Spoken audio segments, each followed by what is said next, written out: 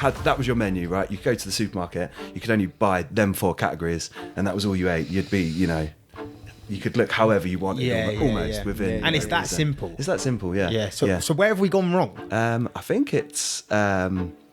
I think what gets most people is lots of foods are designed for overconsumption. So you eat them, and they're designed to make you want to eat more and eat too much of them, right?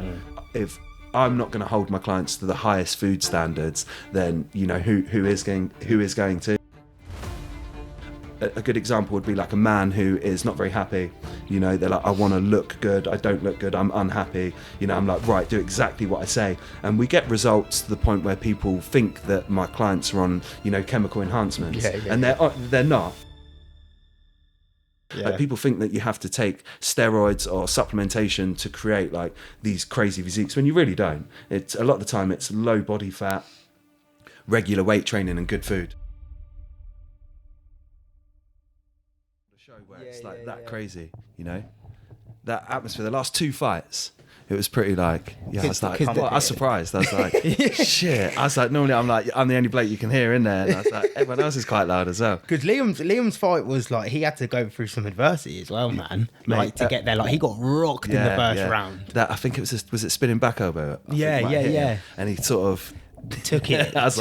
His nose. He come up to me after. His nose was like all fat, and he was like, "Yeah." I went back to the corner and said to McGowan, "Yeah, I wanted one of them." He looked like Sid the Sloth. I got a picture where it's Sid the Sloth and Liam, and they're like identical. Hard to tell. Was it feel broken? Yeah. I think he fractured it in 2 places. Yeah. Oh, wow. They tried to. He went to hospital a few days later, and they tried to re-break it, but apparently they couldn't do anything. What? So they just have to leave it. So he wants to get broke next fight now. Yeah.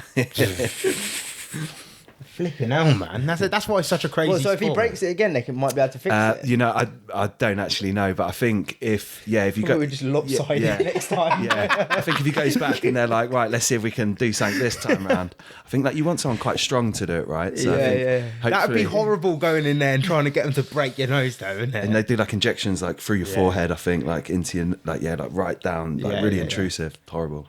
I think he'll probably get it broken again by the time, in the next couple fights. Yeah, based on his first, bigger fights, if he's gonna have 20, 30 more, he's done. His face is gonna be mash up.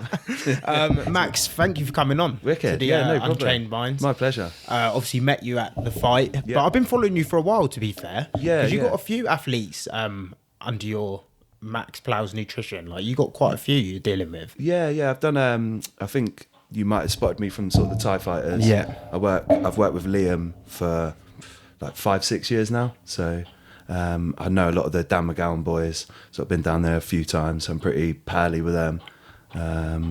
But yeah, got a few sort of rugby players that I've worked closely with. Thai fighters, but work with all different types of people. Yeah. What attracted you to go down the sort of athlete route? I think I've always been really competitive myself. I've got a few friends who play professional sports, so I think it was just like a natural progression from. Did you play sports when you were younger? I played rugby when I was younger. Okay. I played with some players that are really good. One of my friends played pro football. He was captain of Coventry last season, and he's I think he's gone to Rotherham now. I might be wrong, but he was captain of Coventry last year, so that was a good last season for him there. And then I had another friend who played like international rugby for Scotland, so sort of in and amongst sort of really high performing athletes. Sort of growing up. So I think that's what pushed you towards it. Yeah. So what actually got you into nutrition? So I think I've always been really interested in being healthy, looking good, feeling good. I think I just become a bit obsessed with it, to be honest, when I was younger. I think when I was a young man, like having insecurities. How old are you now? You still look young. So they're vegetables. He's old. I'm 34 now, so I think I'm reflecting on when I was sort of... You don't look 34 though, man. You look younger than him, haven't you? You look like the youngest man, innit? It's all the vegetables and healthy foods. Stay away from sugar, man. Fuck sugar, yeah.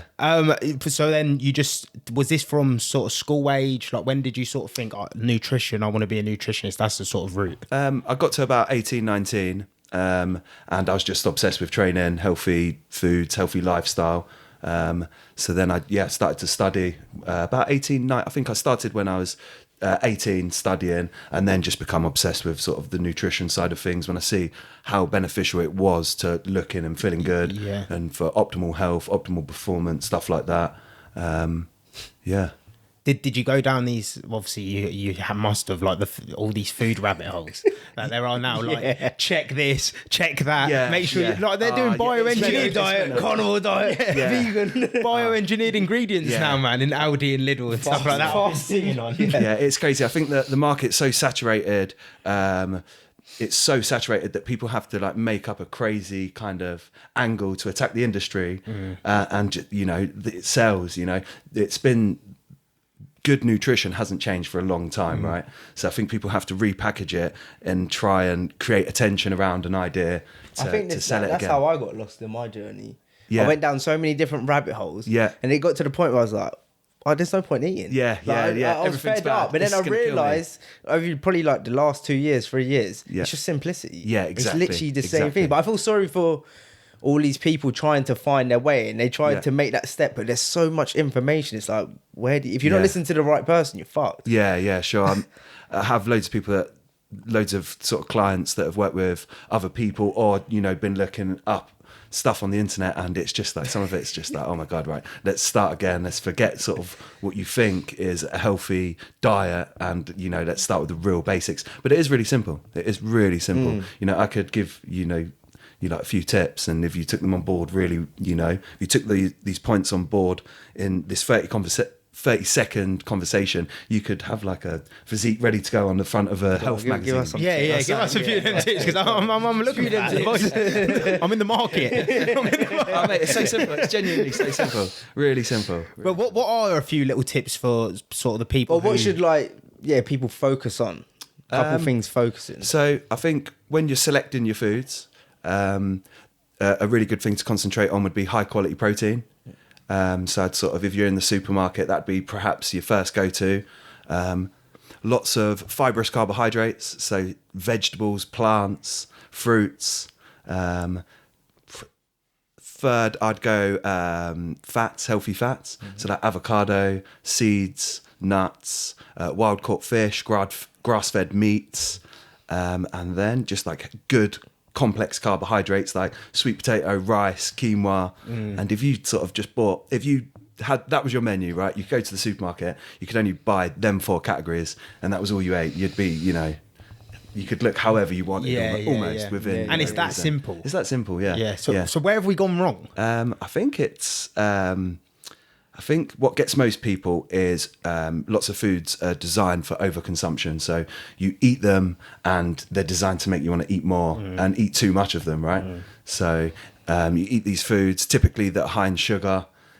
Your blood sugar levels spike and then come back down, and then you crave more foods to get that same feeling that you got from eating a chocolate bar, a packet of crisps, or whatever it may be. So I think that's the common mistake. Ultra processed foods are probably to blame. Or the overconsumption, of ultra processed foods. Yeah, because as soon as you eat chocolate or you go on a little chocolate binge, you're hooked in. It's hard to get back off of it, man. I'll be on it for weeks. I'll be like every day. I need some sort of sugar until I train. I'm in the trenches. It's so easy, isn't it? Like just like I think like Christmas Day is a really good example. You have you start your morning with that, I don't know, something a bit random, like a bit of chocolate or something you wouldn't normally eat in the morning. Then it's just boom all day. You're just looking for that. It's like a drug. It's just a drug. Yeah. But I think ultimately it makes you feel shit. So do you balance any of that in, or are you just completely? I like to really encourage people to eat whole foods. I'm realistic with my approach though. So if I've got someone like. I'll use Liam as an example. We'll really concentrate on whole foods around his fight camp, and then outside of that window, a little bit more flexible. But I think it's so important to get that extra edge on your opponent that, again, I place lots of emphasis on whole foods only around fight camp, and then more leniency apart from that. So what's the difference? Well, I'll say it for the people who don't sort of know, but what's the difference with catering nutrition towards an athlete to the regular Joe? I think with an athlete, it's very specific to each sport with Thai boxing, for example, you have to sort of calculate making the fighter hit an exact specific way on a certain day. So a lot of it is based around that. Another client, a rugby player, for example, there's less emphasis on you've got to weigh this specific amount. So there's more flexibility with, the amount of calories that they can be eating each day. You'd almost encourage them to eat more. For most clients, they need to eat more. Yeah. But again, there's a restrictive phase for Thai boxers leading up to a fight where they need to bring that down to make weight. Yeah. Was that a hard transition to figure out? Yeah, to figure it out, tapering it down. There's lots of good evidence out there to sort of help. There's some good science, some good guidelines that you can stick to. Everyone's completely different, so there's so many varying factors that come into play. However, when you work with a client for a period of time, you sort of learn their carbohydrate sensitivities, you learn what their body sort of responds to, and then it becomes like a little bit easier. But I'd like to work with a client for sort of a minimum of 12 weeks to get them on a fight weight or guaranteed to hit a fight weight. Anything less than that, there's a little bit of guesswork that goes into it. Their body can sort of, depending on so many factors: lifestyle, heritage, age, sex, how active they are throughout the day. There's so many factors that come into play that you have to sort of know your client pretty well. Yeah, because obviously certain people probably hold on to different things as well, wouldn't they? Yeah, sure. Some people can, some people will eat a small amount of carbohydrates and respond really well to it. Other people can lose, similar amount of weight with a really high carbohydrate intake. It's very specific to each person. So you have to sort of dial it in for that individual. Yeah. And depending on what stage they're at in their journey as well, lots of people that have restricted calories for long periods of time will find it harder to diet because there's potential metabolic damage in terms of they've ate a restrictive diet for so long, their metabolism perhaps isn't as fast as what it would be if they were eating higher calories throughout the weeks, months or years, So will you deal with the cutting weight phase as well? Yeah. For the athletes? So with the what I'm not sure if you do water loading or anything, but will you deal with all of that? Yeah. So So we've got I helped Liam prepare for pretty much all of his fights. So only recently have we started doing water cuts. It was same day weigh-ins in the sort of lower level fights. So there was less water to cut. Are they difficult ones? The same day ones? Yeah. So we didn't really lose much water for them fights. Yeah. However, now his fights are of a high standard. The weigh-ins are normally the day before, so you can be a little bit more. So what's the process of a water cut? Pretty much you will almost dehydrate an athlete to a certain extent to make them. So what's that? Just a week before the fight, they would just dehydrate. A couple of days. Yeah, it's depending on each person. Normally, the preparation will start maybe like 3 to 5 days out. Some people or some Thai boxers will, really increase their water intake over a few days, around about a few days before their fight, to tactically withdraw it, to lose a load of water, to sweat it out, to, stop the consumption of water, to get the weight where they need it to be. Sounds horrible. Yeah, it does. How do they sleep in that? Yeah, well, when you're dehydrated as well, if you don't hydrate properly afterwards, you're more likely to get a concussion, It's easy to get knocked that's out. with when people are cutting big weight, like the Darren Tills and that, and then he got hit with a shot where it was like maybe in a different weight class you don't get knocked out. Pereira with Israel Adesanya, he gets hit with that shot at 85. If he gets hit with that at 205, maybe it's not putting him out. So no, it's a serious. There are risks involved. But the Thai boxers are a next level. They're a next breed. Yeah, they seem like they're different doing it. They go to like extremes. I think they like extremities. It's mental as well because they go to if you were working with a boxer, they would normally most probably be professional, but the level of trying to get a push to go to like Matchroom or something. Yeah. Whereas with Thai boxers, it's like they still have to work because the money's not in the sport, but they're paying out for more. Yeah. They're paying out for proper nutrition, proper S&C. To me, they take it more serious than the professional boxer. And I think it's such a brutal sport. A lot of them just have a mentality of, I've sacrificed everything for this, So I think it takes a real type of person, to get in a Thai boxing ring, especially with no elbow pads or no shin guards. Yeah, it is but that's why Liam's the guy for it. Yeah. He actually gets on really well with his weight cuts. Yeah. He smashes them. Yeah, because he's lean anyway. Yeah. I really encourage him to stay lean sort of all year round, and then just like a small water cut. Will there ever be times in camp where you're sort of like, you can eat this day, or is it just strict the whole way through? Again, I've sort of set him guidelines that's based around whole foods, but again, I'm realistic with my approach. I know he wants to go out with, friends some evening, enjoy foods, or, he tells me that I think after one of his fights, he got a professional cake maker to make him a cake. Honestly, and then he after his fight, he went there, and I think he had a bad leg, so he was driving there with one leg pretty much, and to pick up this cake. Yeah.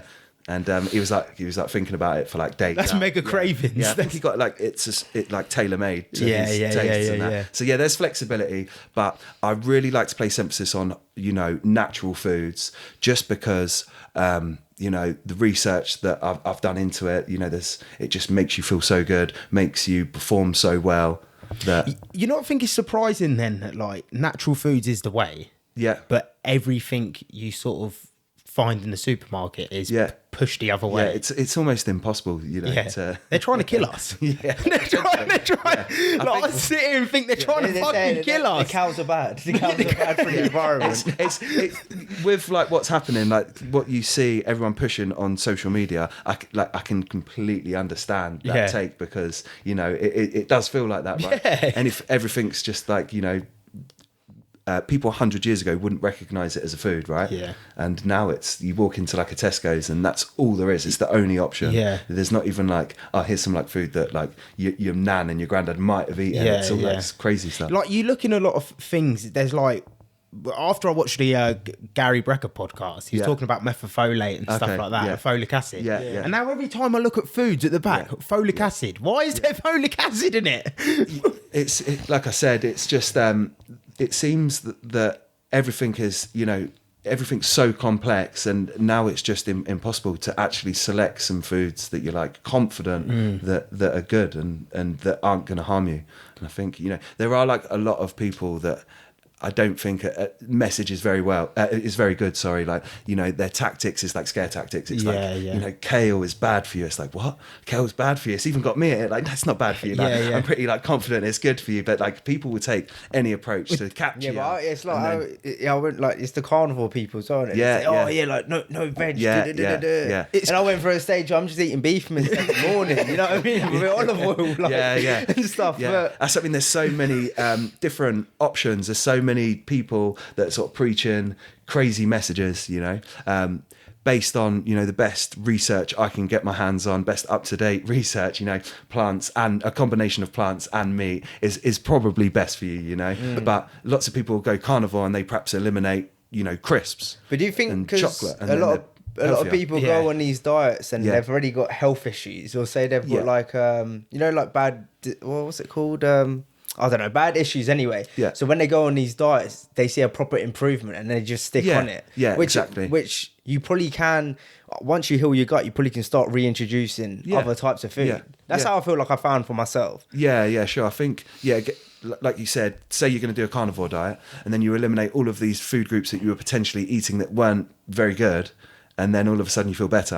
And it's it might not be that you're eating loads of meat. It might be that you're not eating cake. You're not eating, fish and chips, certain oils. Yeah. It's you've gone from one extreme to another extreme, but we forgot about the middle ground. I think the middle ground is a combination of plant and animal foods, animal meats. But you're right though, there will be an extremist in each group. It sort of blows up. Because on Netflix they had that it was sort of like a documentary maybe 10 years ago. Is it called Game Changers or something? I watched it. And it was all vegan, and he was doing all this, and that was kind of pushing go vegan. Yeah. Then you got Liver King coming out. That's pure carnivore. Yeah. And then it's just where I actually like to think I position myself, relatively in the middle. Centrist. Yeah. I think again, you get extremes Eddie Abu's a pretty good example of single ingredient foods. I love his message. It's great. You know, I listen to other people talk. I read other people's studies and stuff like that. And I'm like, okay. That's his that's his proper marketing message. He's killed it. Yeah, he has. He smashed it. He smashed it. And I love his approach. It's wicked. I like, me and my mates walk around the gym all day referencing him. You know? So he's done, you know, he smashed it. But, you know, I wouldn't say I necessarily agree with everything he says, but like the message, stop eating shit, everyone. Eat some good food. Great message. Yeah. So what would you say about fruits and stuff like that? Some people say like fruits is bad because of what they're sprayed with and stuff like that. So then, I think like organic would be potentially a better option, you know, to avoid potential exposure to any synthetics. You know, you probably want to buy organic. A good rule to stick to would be perhaps buy organic foods that haven't got a protective layer. So like an avocado, a banana, it's got a protective layer before you eat it. So perhaps less high on my list of, that I wouldn't prioritise that as organic. However, strawberries, blueberries, foods that you eat whole, you know, they're the better ones to buy organic. So if you peel it, maybe not organic. If you're eating it in its, you know, whole form, it's potentially been sprayed, then maybe prioritise them as organic. So like strawberries, blueberries, spinach, oats. So what about frozen? I buy frozen fruits. Yeah, frozen fruits are good. It's cheaper, man. Yeah, that's cheaper. Because I'm thinking like, you know, like a pack of strawberries, fucking £3-4 quid, man. Sometimes. You get them, and they're mouldy the next day. So cost me a £5. £5 and you're not even got through them, and it's like, what are we doing? I've done that with raspberries like 2 days ago. I was gutted. Raspberries go like that. I suppose that's a good thing. Because you know that they're fresh, but it's sort of like, fuck, man. Like, I think you're buying them seasonal is probably your best bet to keep them fresh. Is that another way of doing it with sticking to diets as well, though, like seasonal? I think seasonal foods are quite good just because they're probably fresh in comparison to foods that are out of season that have been imported perhaps from other parts of the world. So seasonal's pretty good. Good rule to stick to. Lots of variations key though. So I think if we've got access to fruits and stuff coming in from these other countries, you know, you don't want to be deficient in, you know, certain micronutrients because you only eat English grown vegetables or whatever. But as a general rule, that's pretty cool. I like it. How did you actually get involved with the gym, like going to the gym? Did that start before the nutrition? Yeah, definitely. I sort of I think it was like, being completely honest, it was like being a young man and just being like, I want to look good, you know? I think one of my rugby coaches was like, you're way too little, get like more muscly. And I was like, all right. So I joined the gym and then, I think... Blew up. Never went back. Man, never went nothing. Drake, nothing was the same, man. I'm going to batter him if I see him. He's been dodging me for 10 years. Was that your sport then, rugby? It was originally football. I was born in London and played football, and then I moved to Milton Keynes area and everyone played rugby. So I was just like, all my mates played rugby and didn't care about football. So I just naturally got pulled into that. What was the transition like from London to Milton Keynes? It's pretty funny. It's pretty funny. I was like, I was born in Tooting. So, you know, I actually moved to a place called Olney, which is quite like So it's near my missus. That's it. It's like quite an affluent area, completely different to where I sort of spent my first 10 years. But it was good. Where'd you say in London? In Tooting, like Croydon. God damn. Yeah, from there to Olney. Yeah. So, God damn. Yeah, that's going to the village. Like Olney's a village. It was weird. I sort of used to sort of really diverse, multicultural kind of school, and I went to, you know, moved to Olney, and it was like I stuck out like a sore thumb. Who's the new guy? It's like, all right, mate. Because you haven't got an accent at all now. It's probably gone now, isn't it? I think that. Unless you're probably with London people, maybe it comes back. Maybe it comes back through. Yeah, I've lived here for like 25 years now, or 24 years, something. So, would you think supplementation? Do you take any supplements? I really like whey protein. I really like creatine. Other people might want to supplement certain other things based on, individual needs, but they're the only sort of couple that I really recommend for most people. Do you recommend people get tested? Not unless, you know, there's something that you're struggling with, you know, specifically. I think in the UK, you know, like in America, like it's really easy to go get like your blood works done.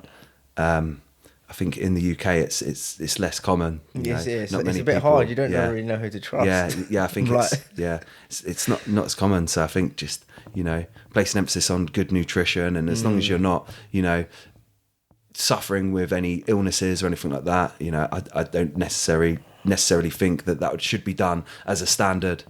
What about for the fighters? Yeah, I think that potentially that's a little bit different, because they're competing at such a high level. I think that probably would be a good idea. Yeah, because them little sort of deficiencies could gain an edge. Exactly. Yeah, I think, but What about Tonka Ali? Did it take any? You tried it? I've never tried it. You never tried it, nah. But man be losing his hair just to take some Tonka, man. Yeah, I've never tried it. Tried it. Nah. I've never really been a big one for supplements. Yeah. I've had some sort of friends in the industry and people that I've worked alongside that were like very experimental with it. I'm just trying to think if there's any ones that I would recommend. No, I've never seen anything significantly be like, wow, that's worth taking. Again, most of them are, secondary to just good food. Of course, it's a lot of the time I see it as if you concentrate on your diet and then supplements might fill the gaps in between, or again based on individual needs. If someone is really suffering with sleep, you would look to perhaps supplement something that might aid them getting a better night's rest, but not unless you have someone specifically up against something. I think like just your foods, like spend your extra money on some high quality foods. Get some steaks, get some beef, get some fish, and then if there's money left over, perhaps look to buy some organic, some grass-fed meats, some wild caught fish, and you'll run out of money pretty quick. So there'll be no money left for something. It's expensive. All your money gone. I'm like, mate, it's Food. fucking expensive. Yeah. But that's the price of feeling great. Yeah, I think if there's one thing that's worth investing in, it's got to be that. Shelter and then food. Yeah. What would you say with like the making of it though, like for someone who doesn't enjoy cooking or? I would say for myself. I'd say like find a way to enjoy it potentially. Like lots of people say, "Oh, I hate cooking," and then you talk to them about barbecue, and they're like, "Yeah, I love barbecue." So you could do like a big food prep on the barbecue, cook like a load of chicken breasts, a load of steaks, put them in the fridge. I don't know, bribe someone to do it. Be like, are you strict with like seasoning? Again, I like to encourage people to, make their own seasoning. I've got like loads of recipe cards that I send my clients, which is like, loads of different marinades and flavorings to try, which is from, natural ingredients. Just try and, minimize exposure to synthetics wherever possible.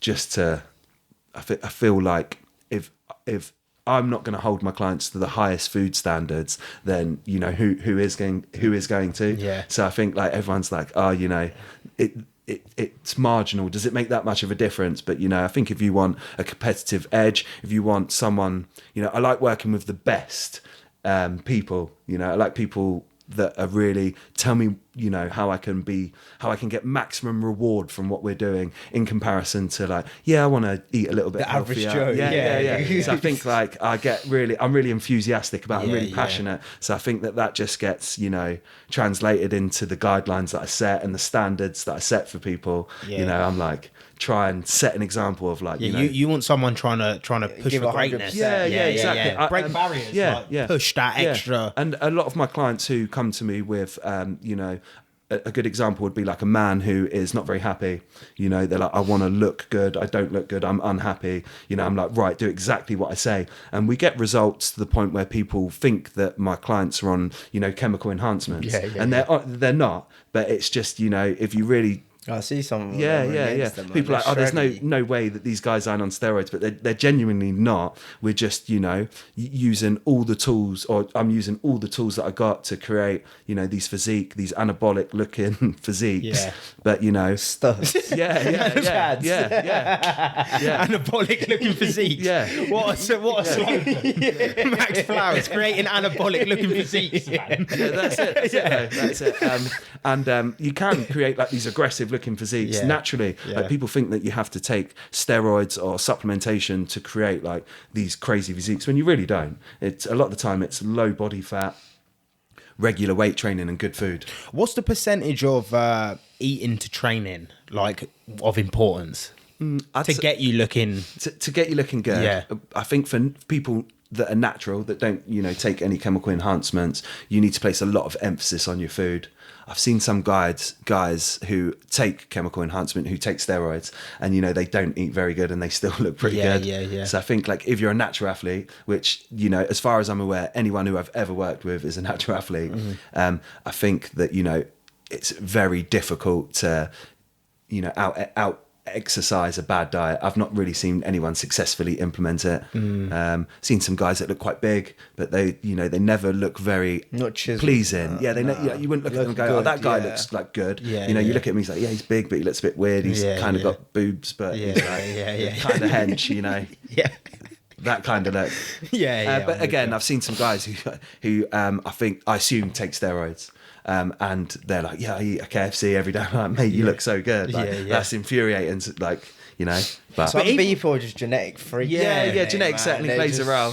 Crazy. Yeah. But even the people that are taking steroids, they're like training a few times a day. They're not really just. They're not. Like, you kind of think of steroids and think, nah, they're only going once a day. But it's like they're still going ham. A lot of people that take steroids, it's like, I don't know why you're taking them. They don't even look good. You look shit. Yeah. I think that you get a couple of different types of people that I meet regularly, and there's the type of person who is so into their training and their food that they're now, the next progression is to take something that will take them further into that journey into their career, and another type of person who's just lazy, wants a shortcut, and they're like, I can't be bothered to go to the gym for the next 2 years every 5 times a week and eat really good foods consistently. So, this is the best shortcut that I can think up, and let's give this a go. Yeah. But it's still not even a shortcut. You still have to train. Yeah, you still have to. Yeah. Well, and it's like you're kind of taking years off your life as well on top of that. There's some serious health risks. Yeah, not done properly. Potentially. Yeah. And I think... Can you do it properly, though?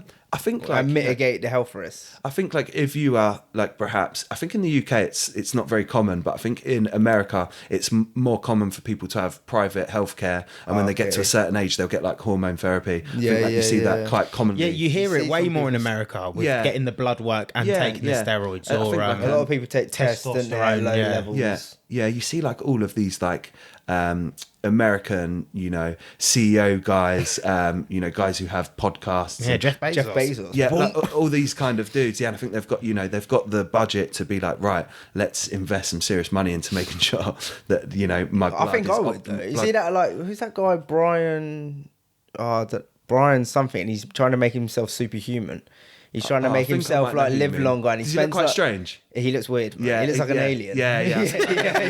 He looks like you. I was like, I listen to this guy, and I don't like it. But he spends $2 million on his health trying to reverse aging. I think he's metabolic age is like the age of 18. Is he pale? He's pale. With long hair. Yeah, I've seen him come up on my thing as well. I didn't, like I said, I just scrolled past. I didn't watch it because I was this guy looks like a freak. He spends $2 million a year, having everything. He's got a set bedtime. He's been on a few podcasts recently, hasn't he? He wants to try reverse aging. Yeah. That's his goal. Crazy. I think I really struggle to listen to people that look that I don't respect. If there's someone and they look like a creep, I really struggle to he's strange. He's strange. Yeah, that sounds quite bad. But I think but it's in your field though. It's part of what you do. Yeah, it'd be like a good fighter trying to listen to someone who is a part timer just talking about some kick that they can't do. Do you know what I mean? Sure. So it's in. I think it's just so strange. I was just like, I don't want to listen to this. Freaking me out. It's freaking me out. I do quickly want to go back to supplementation quickly. Yeah, sure. With obviously the average Joe, creatine, stuff like that, but for fighters, would creatine be fine or optimal? Because does it not hold water, or does it not work like that? So it's, I think recent research suggests that it's very marginal, so a lot of fighters could take creatine throughout their whole fight camp. Yeah. I think creatine and whey protein is the most researched sporting supplements that there are, and they're both really effective. Creatine, I'd recommend for most people now, maybe everyone. They're saying for older people because longevity, because it keeps the benefits. water. So they're saying if they have a fall, their muscles could be more protected from having a fall. Yeah. all sort of I listen to lots of podcasts and read lots of books, that talk about longevity. All experts in the field will recommend, or most experts in that field will recommend for older people to take creatine. So what is the actual benefits of creatine? I just thought it holds water. Like, like people start taking it and they get a bit more, like they look a bit bigger or get a bit more puffy. Yeah, that's what you get out of meat. I thought that's you what do it get was. creatine. It's amino acid. Yeah, sure. Right. You get creatine in your foods as well. Yeah. It's very difficult to consume enough to, if you supplement it, you're going to get large amounts. The amount of steaks that you'd have to eat. I think there's a fish that's quite high in creatine as well. I think it's sardines, but I'd have to double check it. I think steak's obviously really high in creatine, but it would be hard to eat, or maybe impossible for a lot of people to eat, enough creatine in comparison to taking 5 grams. When I was younger, I used to do the creatine cycles. Load of 25 grams a day. Yeah, it's like a little water ball. But what is the actual benefits to taking it though? I think the main thing that it's taken for I think the main reason that people will supplement it is for recovery. So. But they're now even saying like things with your brain, like cognitive function. Yeah, the list is massive. Yeah, like I think longevity reasons. There's like studies to suggest now that it's even beneficial for elderly people. I think they were saying like even like people in their 80s and their 90s would benefit from taking it. Yeah. Jesus. Do you deal? They say that about like the older you get, you should consume more protein as well. I don't know how true that is, but that's what I see. Like they say, because your body's deteriorating from 30, you should actually be trying to hit your protein a little bit higher than what the average is. Yeah, weight training and adequate amounts of protein for older people is massively important. I've actually started training my parents who are 64 and 61, a few times a week now. So I think like your protein intake should definitely, something you really want to concentrate on, especially as you get older. A nice rule of thumb would be, approximately your body weight in kilograms times 2 would be how many grams of protein you'd want to eat. So if I'm 100 kg, I'll probably aim for about 200 grams of protein per day. If I look at how many meals I'm eating, I'll divide that into my meals. And that would be about like, a nice rule of thumb for some people. Some people, might want to adjust their guidelines based on their own individual needs.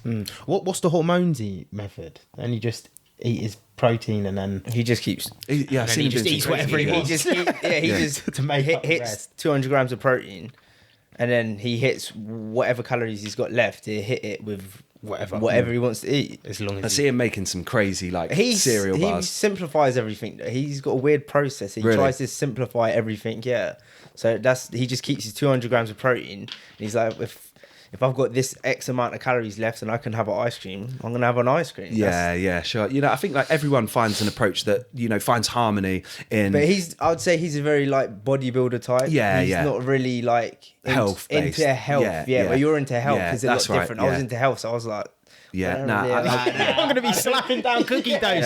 I'll be fucking eating the protein just to get the cookie doughs, cutting a little bit off that protein. And again, if you kind of have that take on things, you can almost justify doing whatever you want to do, and I think it just leads to bad habits. I think like people will find harmony in mainly sticking to whole foods and perhaps enjoying a meal or two of whatever they want to eat, and that works nicely for most people. I think it's just a slippery slope. I just avoid it. Yeah. Again, I think that everyone finds a balance, and whole foods has got to be the main concentration. Whole foods. Like natural foods. So someone's starting out tomorrow. Yeah. They watch this podcast and they go, do you know what? I just watched Max. Yeah. Maybe I'm eating a few desserts. Yeah. Do you know what I mean? Maybe I'm taking some bad choices. Yeah. You're sinning, but you still be sinning. Yeah. And I think...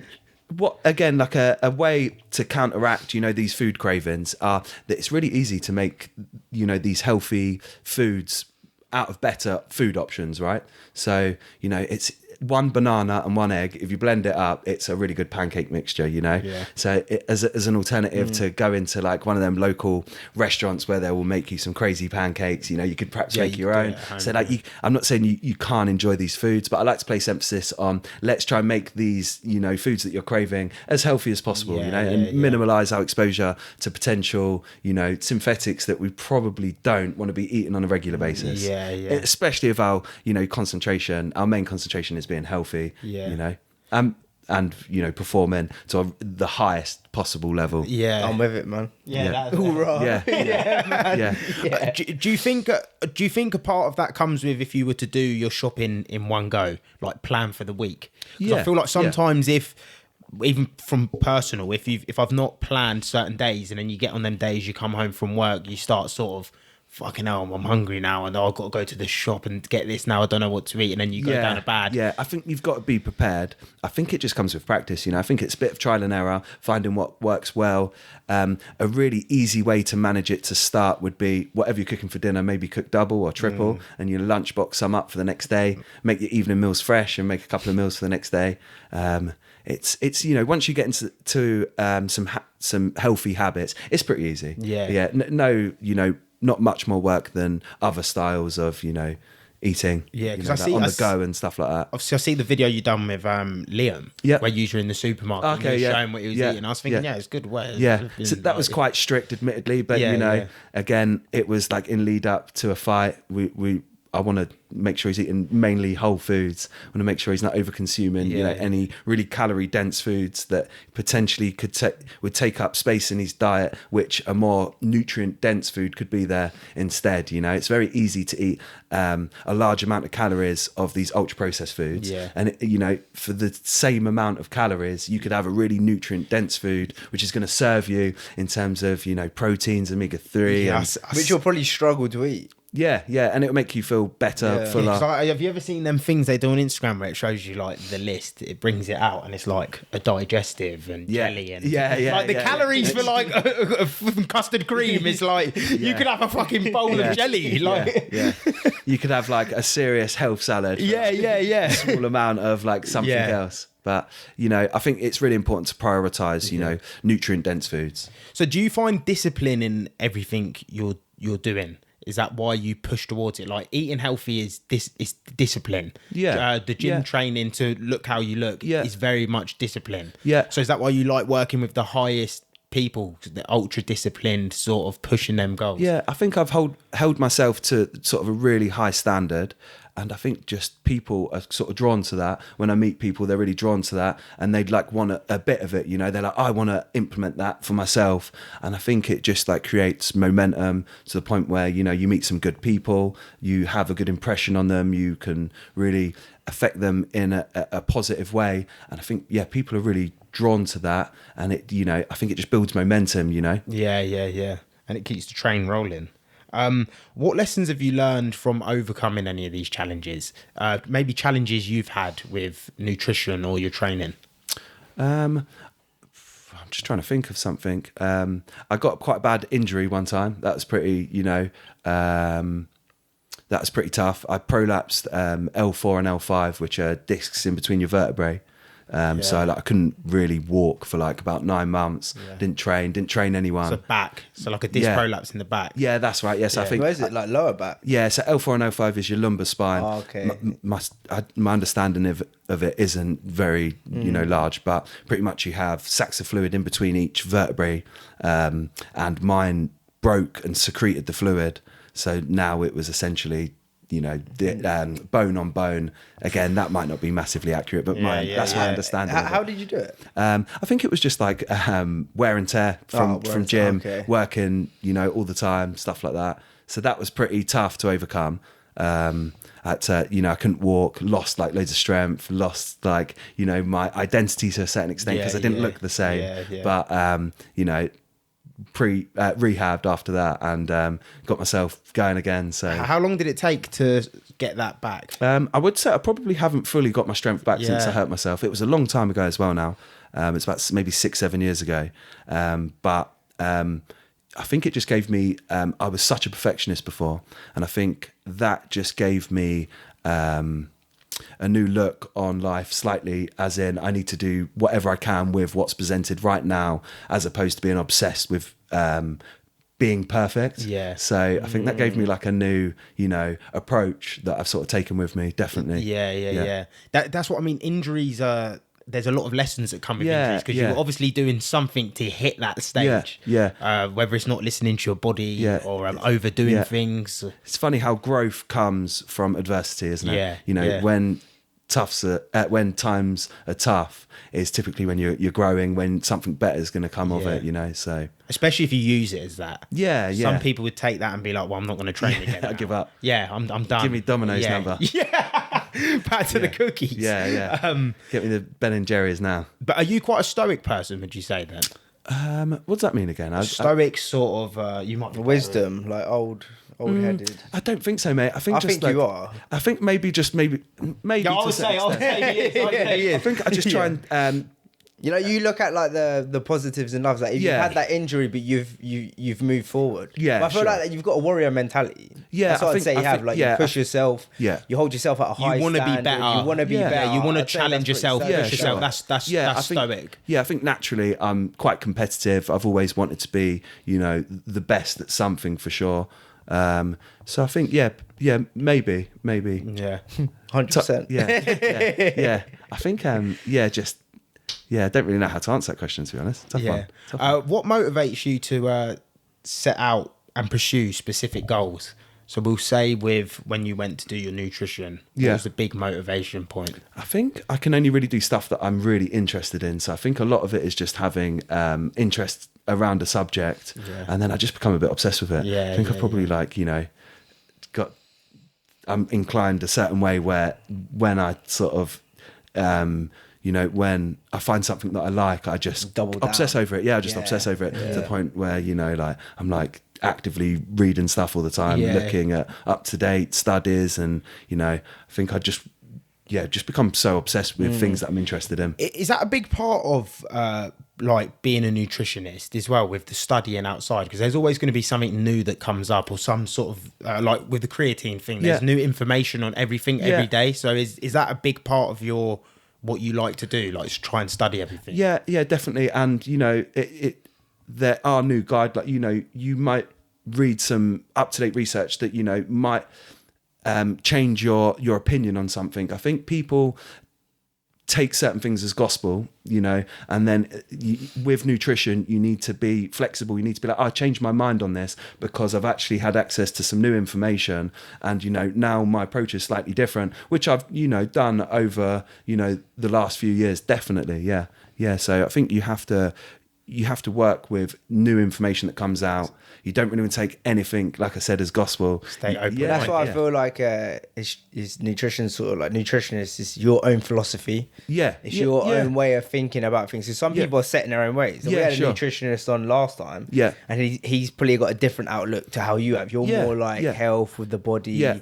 Feeling, where he was just more like, I'd fight. He's still done a good job, but you had a different approach. Yeah, no, I appreciate that. And like I said, I like to think I sit in the middle. You've got extremes that are like, it's about calories in and calories out. You've got these guys that are like, no, don't worry about calories. It's all about just eating these foods that aren't going to give you cancer. And I like to think that, I look at both sides and, find harmony in, okay, this message of whole foods is really important. However, we're still aware of all the science that's going on behind it, and we're going to use all studies and up-to-date information that we've got access to create something that's the best package possible in comparison to this is all I worry about. And I think a lot of guys who are in the industry as well, to be successful, you need to put this stuff out there in large quantities. You need to be able to be like, right, if I've got 100 people that send me a message today, can I cater for that? And they need to create systems so they can become successful, And I like to think that because this is my passion, I really create a more bespoke, plan for each person. Again, we're still aware of, all the up-to-date research. We're still aware of calories. However, we're going to look at, the bigger picture. We're going to really tailor it to each individual based on their food sensitivities, and preferences. It's very complex, and it's very unique to each person. It's very personal. Yeah, you can't really, it's not one size fits all, right? Yeah. It's so specific. I could eat a meal and feel great, go to the gym, have the best workout, or, you know, have a Thai boxing fight and beat my opponent up and feel the best I've ever felt. You guys could eat that exact same meal and have to go to bed and sit on the toilet for the next 2 hours with digestive upsets, right? Yeah. So it's very, very unique. It's like a puzzle. Yeah. You know, there's teething processes with new clients. There's a little bit of trial and error. There's, you know, people have food sensitivities and you've got to work out what they are. Some, like I said, some foods make people feel good. Some foods make people feel really bad. And it's, you know, it's a complex process that you can't really go, here, mate, read that will sort you out, and then give it to the next person, the person sitting next to you, and expect it to work for them as well. So the thing with food as well, like you kind of know, like I'll come home if I have toast or a sandwich. I'm feeling like I'm going to go sleep. If I have a salad, I feel fresh. So you kind of do know, but subconsciously you just don't. Sometimes it's better to have someone telling you, don't do this. Make sure you do this. Or someone to keep you sort of accountable, keep you on track. I do consultations when I first start with a client, like do a food consultation. And a lot of the time they're like, I know this. I know this. It's like, of course you do. Like, it's really obvious. And they're like, I know this. And I'm like, right, well, this is how you're going to implement it. And they go, right, this is what I need. I need like a set plan of like, I know that salads are good for me. I know that, you know, steak and eggs and salmon is good for me, but how do I construct it in a fashion where I can look and feel really good, and you know, and it's sustainable and it's realistic. So how does a client go about getting on with you? Do you only accept certain people? Do you only accept athletes? Like, how do you work it? You know, I'd say I specialize in body transformation. So my favorite type of client, I say I specialize in it because it's my favorite type of client, I'd say, is someone who is wanting, you know, to change their physique with, you know, I'm trying to think of a good example. Sorry. So someone who is like a good example of someone who isn't very happy. They're not very happy in their mind and how they look. I'm really confident that I can, you know, make the next 12 weeks for that client be like life changing. Right. So they're my favorite types of client. I like working with competitive athletes because they're like, I want to be the best. And I'm like, right, this is good. But I work with all types of people. You know, I've got like a 70-year-old client. I've got a 14-year-old Thai boxing client. So I've really got like a diverse range. But I'd say my favorite client is someone who wants to concentrate on optimal health and, you know, wants a really appealing physique and to feel good and look good. That's what I'm really good at. What is the process like for someone coming on with you? Is it so? I know you said you do a consultation, food consultation, and then do you set out meal preps for them or workouts? Like, what's the actual process? So it's very unique to each individual, but I'll sort of set them a rough guide of where I think they'll be at. Based on, you know, the consultation, I'll set them some food guidelines in terms of foods that they need to be concentrating on, how to construct meals properly, and then it'll be, you know, like a process over normally 8 to 12 weeks where we really track the foods that they're eating and how they feel and stuff like that, and manipulate it however appropriate to work towards their goals. So normally it's a consultation, and then we create a food diary and, you know, have like regular check-ins where we manage how they're feeling, their progression, their weight, their photos and stuff like that. So it's like it's like a flawless, or an attempt of like a, you know, a flawless design of, right, this is how we achieve your goal that I've sort of created over a long period of time. But a lot of it's just communicating on WhatsApp, to be completely honest.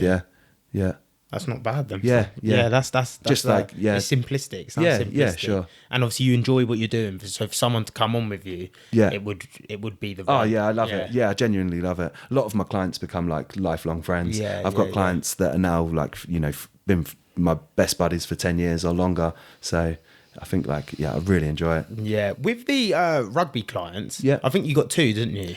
I got a couple of rugby clients, The Italian guy. That's it, for the Saracens. He's hench. He's massive. He's massive. He's a big boy. He was standing next to you and I was thinking, the guy's a big boy. His head was like reinforced, man. What are their sort of diets like? So, you know, it's created around optimal health and optimal performance.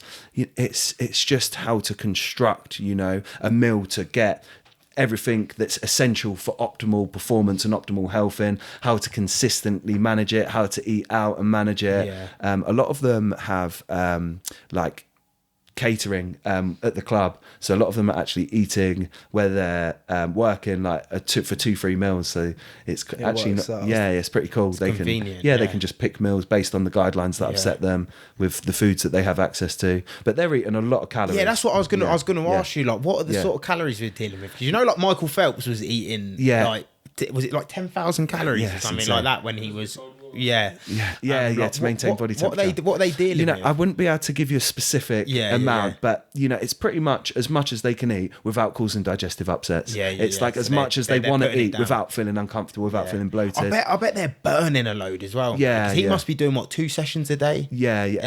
One rugby session and then maybe one weight session each day. That's it. They have like sort of hard sessions throughout the week and easier sessions, but they're active. Loads. And then they've got when they're playing games and stuff. That's very physically demanding.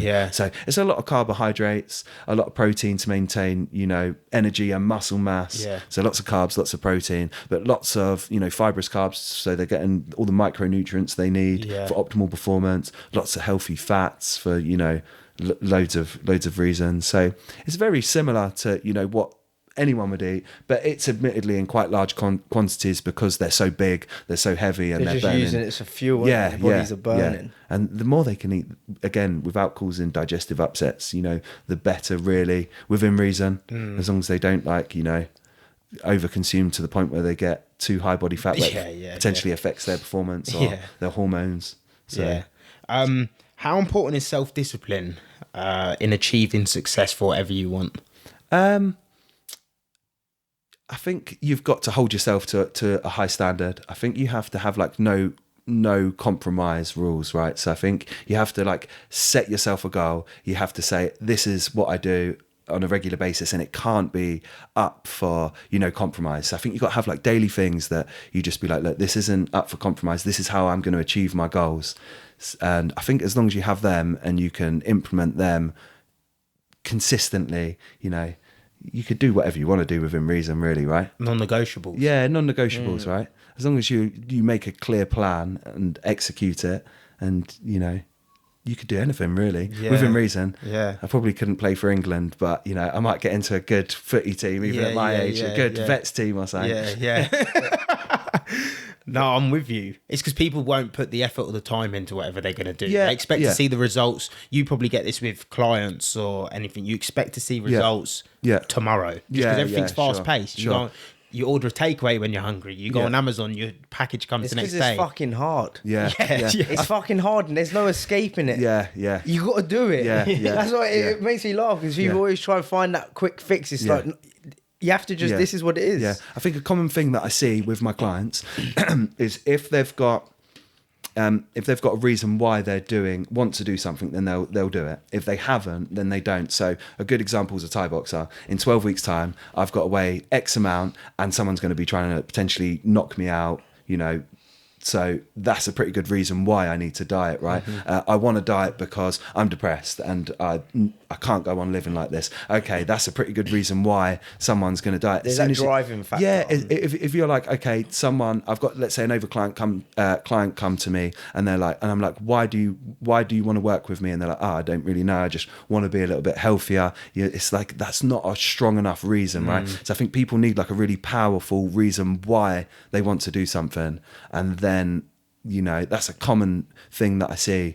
If someone's got a powerful reason why, that I see them more likely to execute on that idea than if they're just like, I don't really know, I've got no clear goal, I just kind of want to do that because I think it might make me feel a little bit better. You're like, shady. Someone's going to try and knock me out, and I need to weigh this. It's like, that's a solid reason. You're going to do this. You're going to put the legwork. You're going to probably do this. I'm with you. I think that's why goals are so important, because it gives people a powerful reason why. What do you journal or do goals or anything like that? I'm getting better at it recently as I've got older. I was sort of aware of a lot of these sort of personal development, areas. I was sort of aware of them when I was younger, but never really sort of explored them with too much detail. But as I've got a little bit older, I've got, getting better at that stuff. When I'm sort of actively trying to improve my day-to-day routine, I think I've started to implement some of that stuff in there. But as a younger man, only recently have I started to get good at that stuff. What about with reading or anything like that? Again, that's something that I've started doing a lot, apart from, essentials.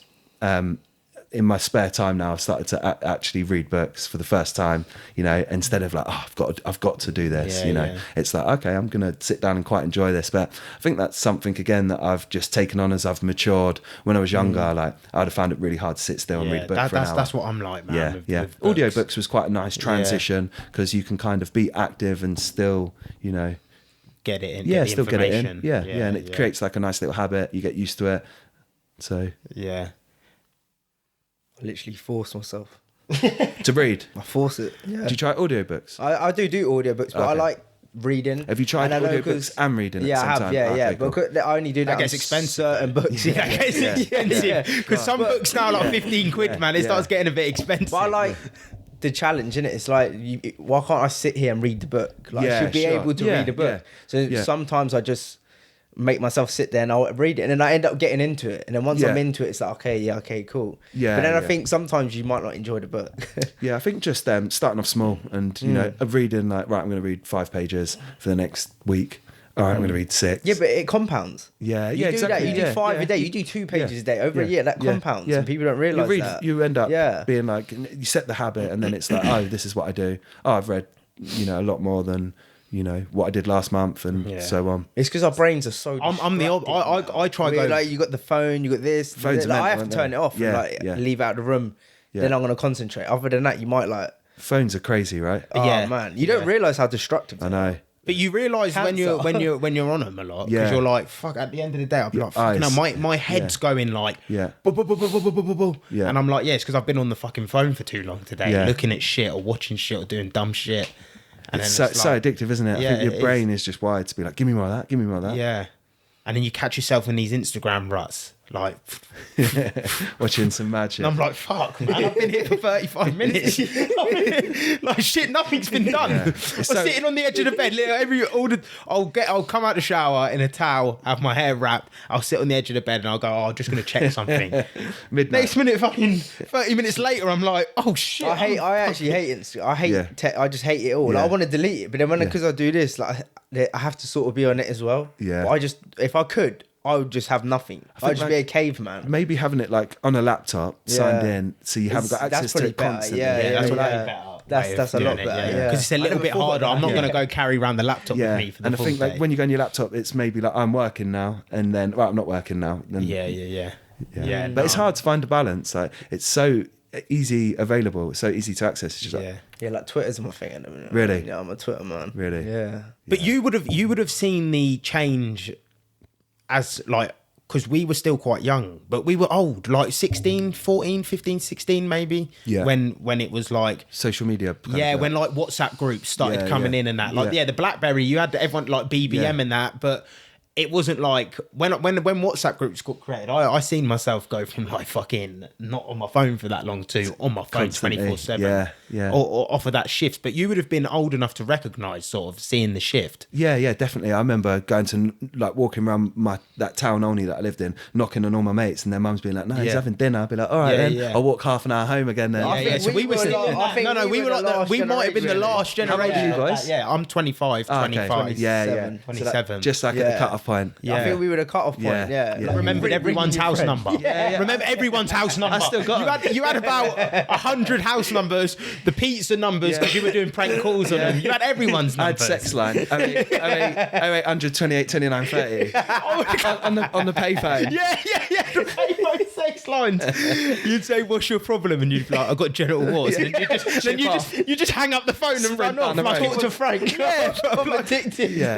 But you would have to do them things back then. Like, imagine you did have some sort of sexual problem. You would have to ring up the helpline and talk to them about your problems. Now you don't have to. You could sit here all day in your bed and not talk to anyone for a full day. Yeah. And I think that's where people's It's because like we're the most connected, but also the most disconnected. Yeah. You don't need to go see your mate for a cup of tea because you can just bell him up. Yeah, FaceTime him. Yeah. Like I feel like everyone now doesn't want to that connection of speaking to someone face to face is gone. Yeah. That's why I like doing a podcast, because you feel it real. Like sure. You interact with people. Interact with people. Cool, isn't it? Yeah. And you learn about someone's story, and you learn something new, and you're like, fucking hell, this is mental. Yeah. You forget that. My mate like rang me and was like, oh, I've had a kid, and I'm like, oh, wicked. Then the next time I see him, I didn't even ask. I felt like I'd already spoke to him. I was like, I've not even asked you about your kid, and he was like, yeah, you did. We had a 10-minute conversation. I was like, it didn't you know what I mean? It's not real. It's like, no, synthetic. It's minimal exposure. You need them whole foods, man. You need them whole fucking. Yeah. But no, there was something that felt like I'd like acknowledged that. I was like, I should probably talk to you face to face about your new kid rather than on the phone. You know?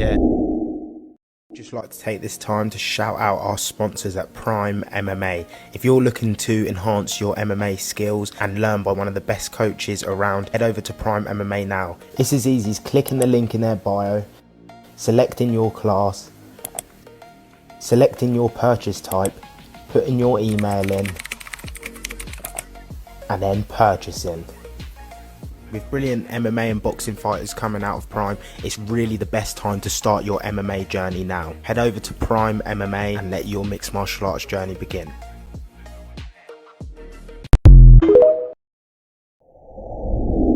What 3 tips can you give for building muscle mass? Building muscle mass. Yeah. What would you say focus on? Maybe focus on what to focus on. I would focus on consistent meal timings with, hitting all your macronutrients, learning what you need to eat with each meal to, have optimal performance in the gym and consistently eating that. Implementing progressive overload with your weight training. So, actively trying to get better at all the lifts that you're doing in the gym and get stronger, better technique, better posture, and concentrate on all them things. So the third thing, what would I say? I'd say concentrate on getting consistent sleeping patterns, consistent, rest, consistent, consistently practice, de-stressing and resting. I think is a really, people don't really place much emphasis on that, but without good sleep, it's very difficult to build muscle. So, yeah. We got a few questions from Instagram as well. Go on. Who and what were your initial inspirations, main role models and influences growing up? My dad was always pretty muscly, so I think I see my dad and his brother, and they were like hench walking around London, and I remember them people the Plows. Look at, Plows. Look at them and being like, that's pretty cool. Yeah. So I think that was probably my main inspiration to be motivated to want to build a load of muscle. Yeah. A must-take supplement if you had to. I would say. Can I pick 2? Yeah. I'd say whey protein and creatine. Protein. And they're they're both the most researched sporting supplements, and they're great. How many calories should you eat per day? I think that's so specific to each individual that I wouldn't even want to put in when I read it had a laughing face on there as well, and I think that's someone trying to wipe me out. Dan McGowan. That's why you put a laughing face. I read it and then I see the laugh face and I was trying not to laugh and I was thinking people who unless make it make sense. People who unless you're like, I need to make this specific way on this specific day, I don't really I like them to be aware of calories and know what calorie dense foods are, but I don't want them to start looking at meals and being like, that's what that amount of calories, that's that amount of calories. I never see it create healthy relationships. Healthy relationship with eating and with food for people. This one's from Liam George Cunningham. What separates the king of nutrition's way of dieting to your normal nutritionist? I would say it's just really bespoke, really tailored to each individual.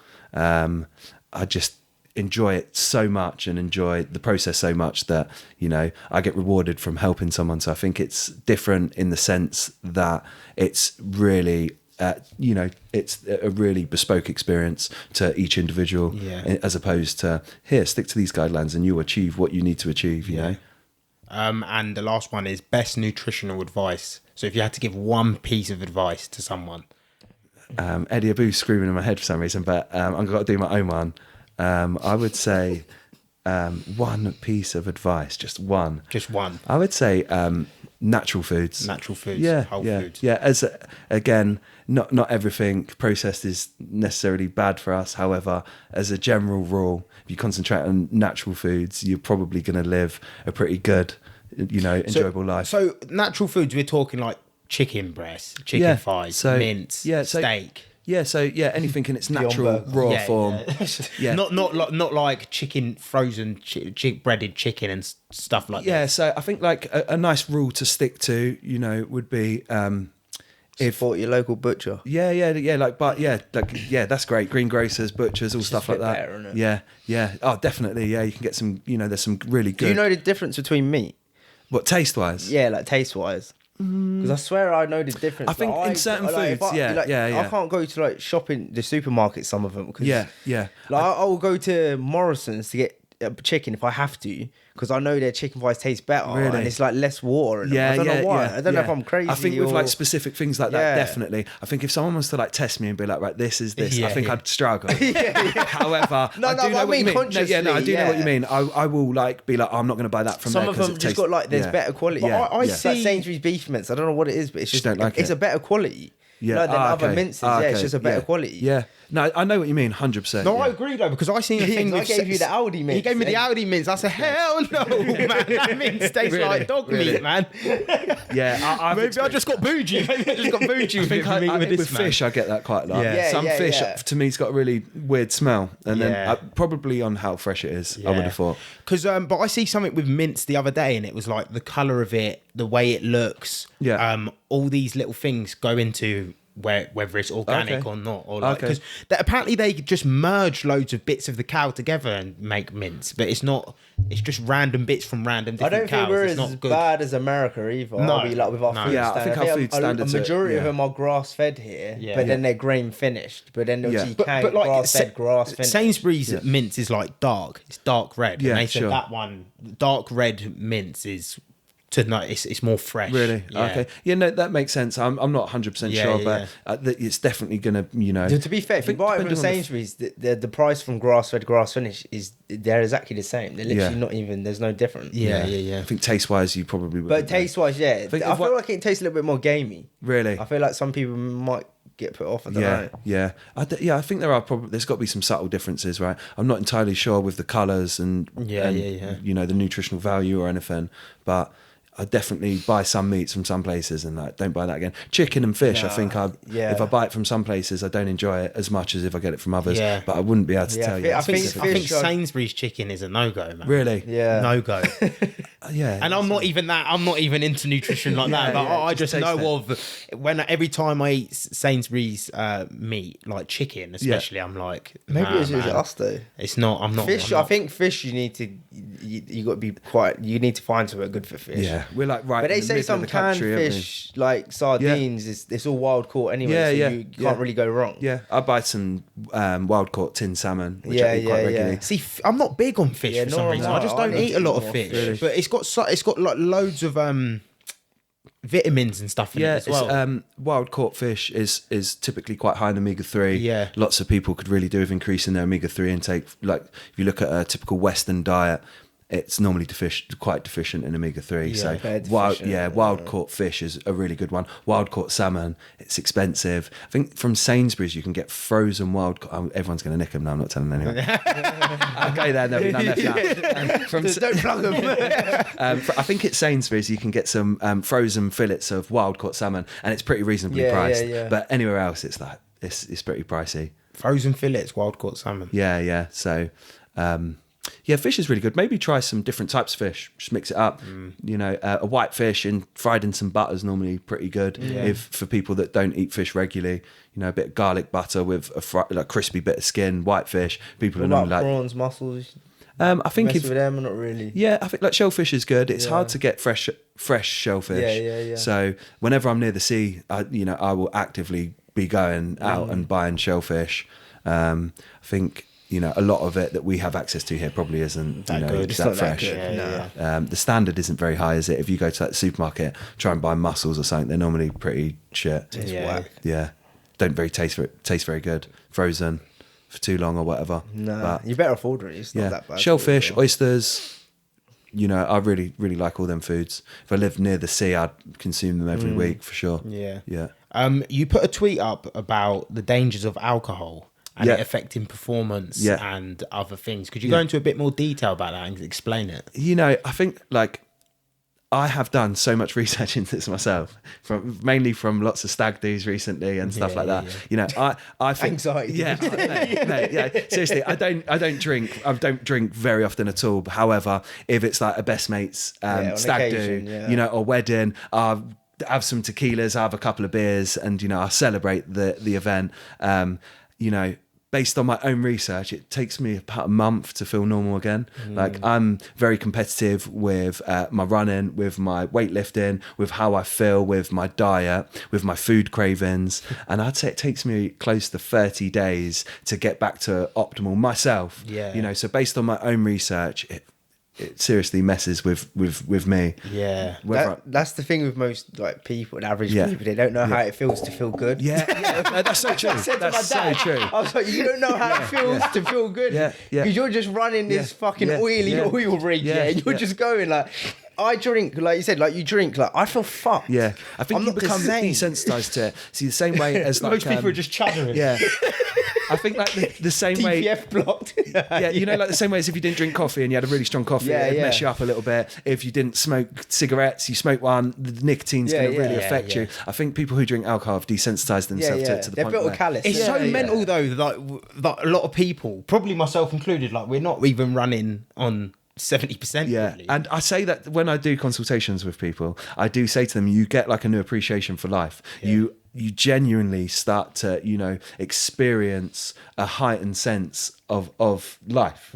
Genuinely do. And for me, that's not drinking alcohol, not resting appropriately, weight training, eating good foods, doing lots of cardiovascular exercise. Dialed in. Yeah, being around men is another one that's quite good. I think I've noticed a trend recently of lots of people who aren't very happy, and if you look at their social circle, it's their partner, normally a woman. And damn, the feminists are going to be fucking kicking off. They're going to be outside Max's with pitchforks. I'm going to go on my Instagram and it's going to go, Instagram's been deleted. No, my point being that I think it's very healthy to have, friends and a friendship group, to hold each other accountable, emotional support. I think you can only get so much from one person. People that, spend all their time with just their partner and neglect other social areas of their life, balance again. Yeah. Because obviously if you just chilled with your mates every day, it'd be like... No, you are right. I think, I feel like men do have to be around men. Yeah. If I Kate says it a lot as well. Yeah, I think if iron sharpens iron. If you take that competitive element away from your life, a game of football, it could be anything. It could be a game of cards. It could be, playing headers and volleys, which is what me and my mates do. But played bum slaps before. Yeah. We still play that. Yeah, we call it batty licks. Batty licks. That's pretty cool. We call it bum slaps. That sounds gay. Batty licks. When he said we're slapping bums, you're licking batties. When he said bum slaps, I said, I was thinking, oh god damn, what are these man just slapping each other's arms off? I'm going to play bum slaps with my mate, she'd be like, my son's smacking other men's bums. If I said, Mum, I'm going to lick some batties. Batty licks. Yeah, true. I never thought of it like that. Maybe we've been playing some gay ways of playing football. Make men again. Such a good game. Oh, I love it, mate. We love it. We've been playing it for a long time. But that's what I mean. You'd go out, man, and the parks would be flooded. Yeah. The streets would be flooded. Yeah, you'd just have a ball and have 10 of you out. And now it's impossible to get anyone out. Yeah. I think if you lead by example, you can create them scenarios for sure. I've definitely, I've put a lot of effort into creating social scenarios where we do stuff like that. So I think if you're on it and you've got a good mate and you can, get the ball rolling, it's well worth investing your time in playing a sport. A racket sport's a really good idea. Yeah, a little bit of tennis. Yeah, like tennis. Good. I think the older you get, though, it's a way to bond. Yeah, because that's the thing. Friendship groups, they're normally a lot of friendship groups are drinking. Yeah, it's a drinking culture. That's what I say to my mates. I don't want to come out for a drink. We want to go for a walk. Yeah, we'll go for a walk. Yeah. If not, Yeah. Adios. Yeah. I say to lots of my clients, when friends ask you if you want to do something that's going to be in a setting which is normally involves drinking alcohol, you know, ask them to do something else. Say, no, I'm not going to do that. I'm not drinking, but do you want to come for a dog walk and a coffee? Do you want to come to the gym? Do you want to come for a run? Play badminton with me tonight. Things. Squash, whatever it is that you're into. A game of pool, maybe not down the pub, maybe, but you know, there'll be something. It could be something stupid. Let's go walk my dog and play frisbee. Do you know what I mean? But it could be. It's anything. So weird, isn't it? Because like not drinking and living healthy and doing all of that should be the norm. But people see it as like, they'll look at you and go, "You're weird. Why'd you do that?" Yeah. When it's like, but you live, but you're eating that diet food. Yeah, why are you not food? That's normal. What are you doing? But you're 100%. Yeah, you're thriving. Yeah, sure. Yeah, it's crazy, man. But there is a massive drink culture in England. That's probably in every country, in a lot of countries, really. I'd say probably every country. But I say we abuse it, don't we? Yeah, it's very we like binge drinking. Yeah, you know. Yeah. Like it's that culture. Yeah. But I think foreign people, they're still a bit more active. They have the drink. Yeah. I suppose you still get it, but it seems like their culture's a lot different. Yeah. I got like even Sardinia I just went to, like they're a blue zone. Like they're still like the old people still drink, but they're active. They're walking every day. They're moving. So they're swimming. Like a healthy zone. Oh. Like Mediterranean diet. Yeah. They're like the oldest people. Yeah. Shit. Yeah. You do see that. You see like the old boys eating olives and playing bowls at like 8 o'clock at night. Apparently, the guy was saying there was a guy in a restaurant and he was 100, and he's taking a shot of like wine and then having a double espresso. And then leaving. Man, that is mental. These man are different. He's thriving. Yeah. Walking home. You see, I was I can't remember where I was in some European country, but you see like the older generation, let's say like someone in their 80s, and they're sitting in the sun, they're talking to their buddy, and they're, you know, playing a game of bowls, you know, eating fish, and they live forever. Will. Finding the fun in life, isn't it? It's probably not too stressed either. Yeah, that lifestyle. Yeah, the lifestyle was different. The culture is very different. I feel like it's not. I was saying to you about even the England football. Like I feel like in England there's just no culture. Yeah, do you know what I mean? Like England's not really got a culture. Yeah. I think it's maybe changing. Pie and mash. Yeah, I think it's maybe changing. Pie mash and a fucking beer. Yeah, I think it was like working hard and then going down the pub. And I think that's the English. And I think it's changing. It's like maybe a working thing, but like I said, foreign countries, it just feels different. Yeah, their way of living is very different. The social aspect's different. Yeah, I think that's why like a sport is like a really good go-to for most people. Yeah. You can fill your evening with it, and then perhaps socialise afterwards. But I feel like you get a great escape. Yeah, I recently joined jiu-jitsu last year, but I feel like that's the best thing I've ever done. Yeah. Because again, you're around other males and everyone's pushing each other. So even if you don't feel 100% that day, some motherfucker's coming on that mat and he feels 100%. Yeah. You're going to give you hell. Yeah, he's going to give you hell. And that's the great thing. It's like, fucking hell, I needed that. Even when you're doing jiu-jitsu, even putting your phone in your bag for a couple of hours and being like, I'm not going to, you know, that alone is probably... It's an escape. Yeah. But it's a natural escape. You know what I mean? You come out there and you feel like, whoa, electrified. And you go home and it's done. Sick. That's my drinking. Yeah, that's better, isn't it? Yeah, well, it's better. I feel you feel accomplished. I feel done. Yeah, I think everyone needs something like that, like a hobby or an interest that you're into, and you can look forward to it. And I think like just use it to socialise. If it's exercise, you're killing like 2 birds with 1 stone. You can exercise and still have that social element. Yeah. But yeah, everyone just wants to go down the pub, don't they, and get drunk. Yeah, it is. It's strange, man. It's strange, but each their own, isn't it? Yeah. Make men again. Max Plows. Yeah. It's a mad camp. We got 2 finishes here. Yeah. Was there anything left on the list that you wanted to ask? Anything from you, Mike? No. Was there anything we didn't touch on that you'd wanted to mention or anything? No. This is the first podcast I've done, so thank you for coming on, man. It was we'll definitely have you on again. I'll practice next time. But mate, you were fine. It's conversation, isn't it, between I'll wear a vest as well. Wear a vest, show everyone. Why the boy? I have to zoom his camera out. I'll zoom my one in, I'll zoom your one out. Put effects on you, make you look smaller. So when it's all said and done for you, when you've reached all your goals, achieved everything, how does Max Plows want to be remembered?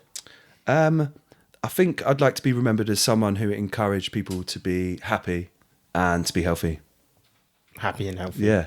I think I just promote that across everyone. If you're my mate, like I had a friend the other day, there was a group of us going to play football, and someone bought a bag of sweets. I know that sounds mental. It is mental. And he was like, do you want a sweet to someone else? And he's like, bruv, he's like, don't offer me a fucking sweet. We don't eat sweets. Like, what are you doing? He like slapped out his hand messing about. And I realised there was like 10 lads there, and all of them apart from one wouldn't eat a sweet in front of me because of like this culture that I created. And I was like, that's cool. It's pretty, yeah. And like the banter was like, you can't eat sweets around us. You can't hang around with me and eat sweets. I know that sounds mental for most people, but it's, you know, if we're obsessed with eating healthy, you know, that's a pretty good obsession to have, right? Better than like, you know, things that are going to have a serious negative impact on our health in comparison to something that potentially would be quite healthy. The final question, your most euphoric moment in life so far? I had this was a very difficult question to answer. I think, being completely honest, it is just when I'm around my immediate family, you know, like Christmas Day, on a holiday. I think that's like, if I had to pick a moment where I'm at my happiest, that's probably it, you know. I'm with my mum and my dad and my sisters and nephews and partner and stuff like that. So yeah, I think that's it. That's when I feel, you know, happiest for sure. Yeah, I love that, man. I love that. Yeah. It's not like when I won a belt knocking someone out. yeah. Everyone's is different, man. We had one guy, was it Tom Kirk? He's knocked so many people out. Yeah. Everything. And he was like, my favourite moment was when Kieran Trippier scored against Croatia in the Euros. Yeah, there you go. And it was like, bruv, out of everything you've done, that one. Yeah. But that's everyone. Funny, there's things that stick out to everyone. Everyone's mind works. It's crazy. But that's why I love the question, because but I think you're the only person we've told the question to before. Okay. I think everyone else them off guard. Not intentionally. It's just it's the last. No one's, because some people don't ask for questions. A difficult question to pick some people, thing. and then normally you drop it on them, and they're like, it's kind of hard. Oh shit! Euphoric moment. Yeah, I'm trying. You probably should tell everyone. I'm trying to think what I would have said. Because we've. Do you not think? I think it's a good mix. If you I feel like sometimes you get a raw reaction, whereas overthink about it. I'd have struggled to answer it. I think if you didn't give me a heads up, I would have been like. You'd have been driving home and you'd be like, fuck, I fucking forgot about that time. Back. Yeah. No, it's been wicked, man. Thank you for coming on. Excellent. Thanks for having me, man. Yeah, lovely to meet you. It's been really good.